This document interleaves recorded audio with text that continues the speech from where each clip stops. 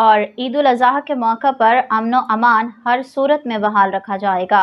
Assistant commissioner Sahiwal में ईद उल अज़हा के मौका पर अमन व अमान के क़याम के लिए ज़िला इंतज़ामिया और पुलिस मुतहरिक हो गई है। असिस्टेंट कमिश्नर साहिवाल आबिद शबीर लगारी और DSP हक नवाज मिकन ने तहसील अमन कमेटी के इजलास में शिरकत की, जिसमें उलमाए कराम, ताजिर बरादरी, सिविल सोसाइटी और सहाफ़ियों ने शिरकत की है। इजलास में फैसला किया गया है कि पंजाब हुकूमत की जानिब से जारी करदा SOPs पर मुकम्मल अमल दरामद करवाया जाएगा।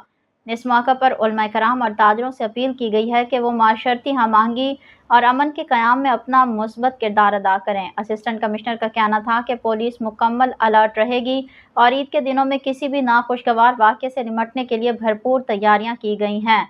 इजलास में SHO थाना साहिवाल फैसल हयातुल्ला, SHO थाना तीरखावाला शेख सफदर, इकबाल कारी, अब्दुल गफूर राना, निसार अहमद, हाजी अरशद शाकिर, अमीर मुख्तार और सरदार अली जुल्करनैन समेत दीगर मोअज़्ज़िज़ीन ने शिरकत की।